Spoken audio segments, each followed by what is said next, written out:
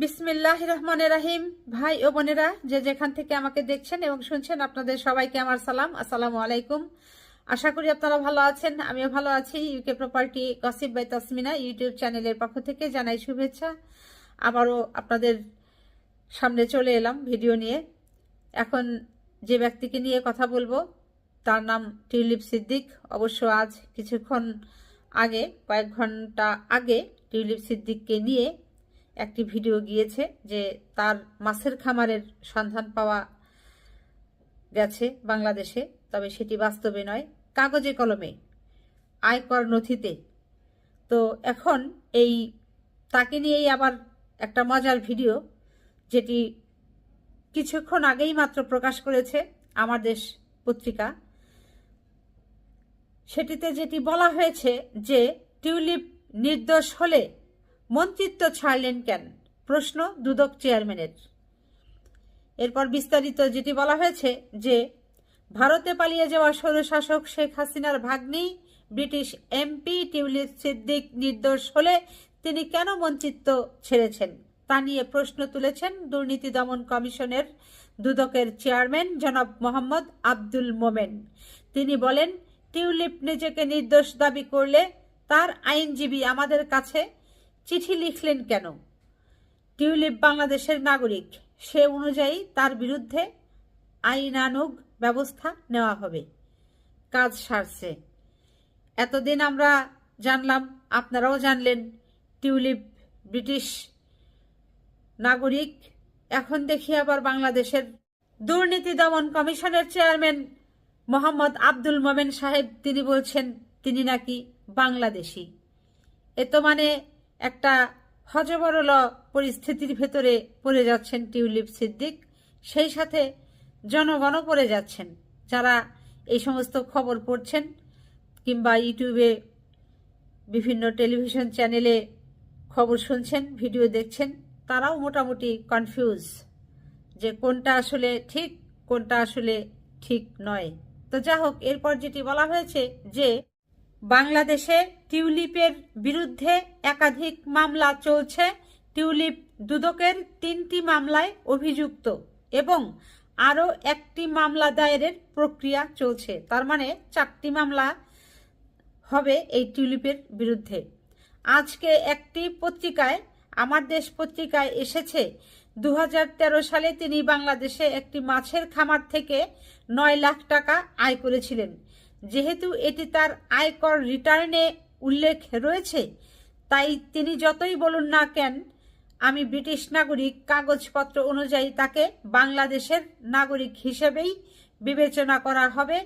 কখনো ব্রিটিশ, কখনো বাংলাদেশি পরিচয় নেওয়া এটি প্রশ্নবিদ্ধ। আসলেও তো তাই। ভাই বোনেরা, আপনারা একটু খেয়াল করে দেখবেন যে এই যুক্তরাজ্য ভিত্তিক বিভিন্ন সংবাদপত্র মাধ্যমের সামনে টিউলিপ সিদ্দিক যখন কোনো কিছু সাক্ষাৎকার দেন, বলেন, তখন কিন্তু তিনি শুরুটাই করেন যে তিনি ব্রিটিশ নাগরিক, তিনি এখানে জন্মেছেন, বড় হয়েছেন, লেখাপড়া করেছেন, তিনি একজন ব্রিটিশ এমপি, ইত্যাদি ইত্যাদি। ওদিকে আবার এই দুর্নীতি দমন কমিশনের যিনি চেয়ারম্যান, তিনিও তার পক্ষে যুক্তি তুলে ধরেছেন যে তিনি একজন, এই টিউলিপ সিদ্দিক তিনি একজন বাংলাদেশের নাগরিক, সেভাবেই তার বিরুদ্ধে আনিত যে অভিযোগগুলো আছে, দুর্নীতি যেগুলো উঠেছে, সেগুলোর বিচার হবে। কারণ হলো তিনি বাংলাদেশের নাগরিক বিধায়ী বাংলাদেশে তার আয়কর নথি আছে।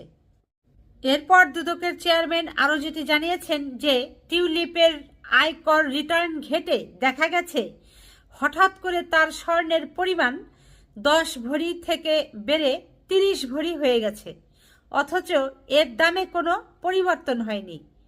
তাকে আমাদের আইনের আওতায় আদালতে মোকাবেলা করতে হবে, এই বার্তাই আমরা তার আইনজীবীকে জানিয়েছি। আমরা পদ্ধতিগতভাবে তার কাছে চিঠি, সমন, ওয়ারেন্ট পাঠাচ্ছি। প্রয়োজনে পত্রিকাতেও বিজ্ঞপ্তি প্রকাশ করা হবে। সর্বনাশ। তার মানে এই যে টিউলিপ সিদ্দিক, তিনি বাংলাদেশে তার যে আয়কর নথি আছে, সেখানে তিনি তার পূর্বে প্রথমে শুরুতে স্বর্ণ দেখিয়েছিলেন যে তার আছে মাত্র 10 ভরি। এবং 10 ভরির নিশ্চয়ই একটি মূল্য নির্ধারণ করা আছে। পরবর্তীতে তিনি আবার ঘোষণা দিয়েছেন যে তার স্বর্ণ 10 ভরি থেকে বেড়ে হয়েছে 30 ভরি, কিন্তু সেই 10 ভরি স্বর্ণের যে মূল্য পরবর্তীতে যে আরও 20 ভরি যোগ হলো, সেই স্বর্ণের মূল্যের তো উচ্চ মূল্য হবে। আপনারা জানেন বাংলাদেশে স্বর্ণের মূল্য কিভাবে বৃদ্ধি পাচ্ছে।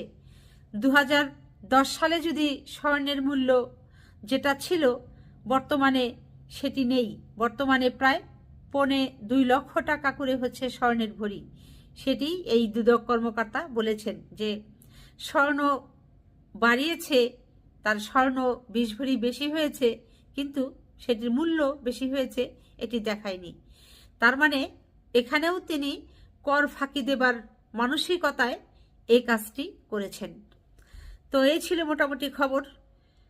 আজকে এই টিউলিপ সিদ্দিককে নিয়ে প্রথমে যে খবরটি গেল যে তার এই আয়কর নথিতে মাছের খামার পাওয়া গেছে, কিন্তু বাস্তবে সেটির অস্তিত্ব খুঁজে পাওয়া যাচ্ছে না।